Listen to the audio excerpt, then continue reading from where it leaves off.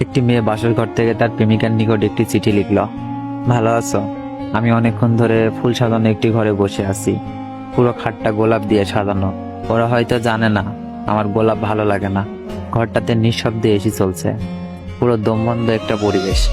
আজ আমার বিয়ের প্রথম রাত। যার সাথে আমার বিয়ে হয়েছে সে আমার চেয়ে গুনে গুনে 17 বছরের বড়। খুব বড় লোক বোধহয়। বাড়ির অবস্থা দেখে তাই মনে হচ্ছে। আমাকে ওরা প্রচন্ডভাবে সাজিয়েছে।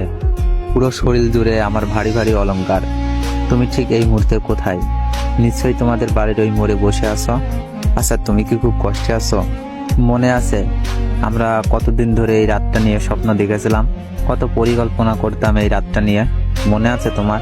আমি কিন্তু বারবার বলতাম বেশি স্বপ্ন দেখো না, দেখবে পূরণ হবে না। আর ঠিক তখনই তুমি আমার ভালোবাসা নিয়ে প্রশ্ন তুলতে, বলতে তুমি আমাকে নিশ্চয়ই ভালোবাসো না, না হয় স্বপ্ন ভাঙার কথা বলতে না। সবই ঠিকঠাক ভাবে আছে। ওরা কিন্তু আমাকে তোমার মনের মতোই সাজিয়েছে। তুমি চেয়েছিলে ওই দিন আমার চেয়ে সুন্দর আর কাউকে লাগবে না। সত্যি আমাকে আজ অনেক বেশি সুন্দর লাগছে। তুমি চেয়েছিলে আমার মুখ থেকে আজকের রাত কাটিয়ে দিবে। আমিও চেয়েছিলাম, তবে চাইলেই সব হয় না, বাস্তব বড় কঠিন। আমি বালিশের নিচে কুচ্ছিতে একটা প্যাকেট পেয়েছি। আর হয়তো কোনোদিন কোনো স্বপ্ন হাতছানি দিবে না। তুমি কিন্তু একদম ভেঙে পড়বে না, সবকিছু ঠিক হয়ে যাবে। তুমি কিন্তু খুব ফুটফুটে একটা মেয়েকে বিয়ে করবে।